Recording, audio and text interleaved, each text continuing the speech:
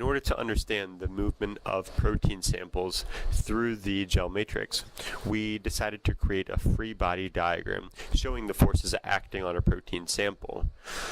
The primary force pulling the protein sample through the gel matrix is the electric force, and the frictional force is the primary force resisting this movement through the gel matrix. Diffusion can also be seen occurring, whereby the protein sample just spreads out as it travels through the matrix. We assume that the force due to gravity is negligible because the electric force is so more dominant than the force due to gravity. In order to run gel electrophoresis, a resolver gel is needed to be made. Resolver component A and resolver component B are first added into a container and thoroughly mixed. After this, APS and TEMIT are both added. The APS serves to increase the rate of polymerization. It is important to thoroughly mix the solution. If the solution is not thoroughly mixed, the solution may be delayed in polymerizing, or it may not polymerize at all.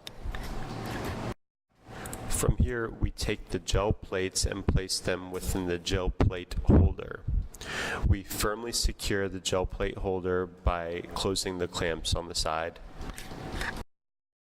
Closing the clamps, we place the gel plate holder on the casting stand.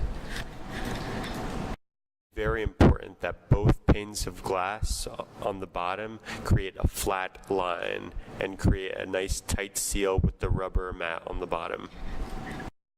After preparing the casting stand, resolver gel is added to the area between the two gel plates. Enough gel is added to the point where the level reaches just below the fill line, which we had marked earlier with the comb.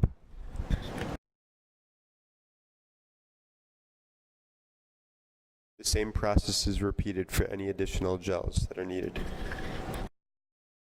Then we added IPA on top to level off the resolver.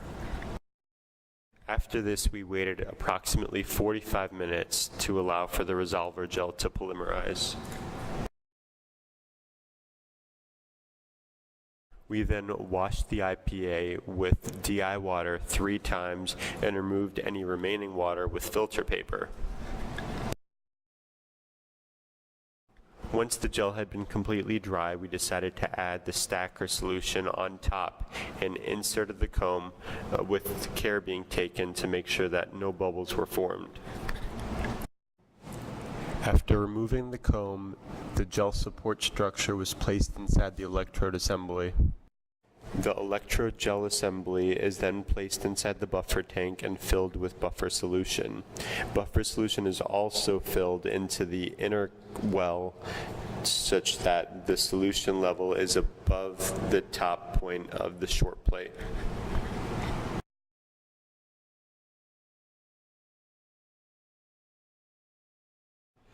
After denaturing the proteins, we're all set to run the experiment. We then take the denatured protein and insert it into the wells, taking great care in ensuring that we do not poke through the gel material.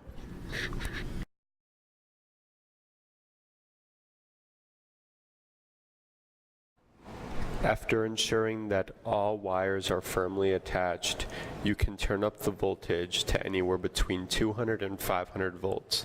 A higher voltage will result in the proteins traveling through the gel matrix faster. Please note the bubbles that are being formed as a product of electrolysis. If no bubbles are forming, please turn off the equipment and fill up the center container. The result that we observe is the separation of proteins based off their molecular weight.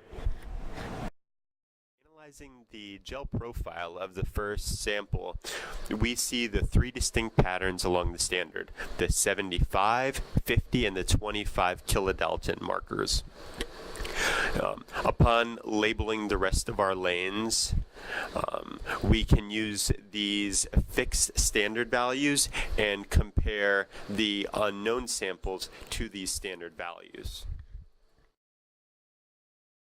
Analyzing the data from the first gel, we can create a calibration curve which correlates the change in volume to the change in concentration. Here we use 4 different dilutions to show the link between intensity and concentration for each species.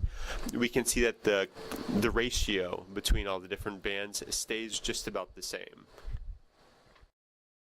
We then attempted to estimate the concentration of the unknown species by observing the point where these 4 bands intersected with the corresponding band calibration curves. We could see that there appears to be an intersection at right between the 1 and the 2 microgram per milliliter concentration. In addition to that, we also decided to look at the overall intensity from all the bands and compare that to the unknown samples. The same process which was used in gel 1 was used in gel 2 to estimate the concentration of the unknown N sample. Again, the sample appears to be right around 2 micrograms per milliliter.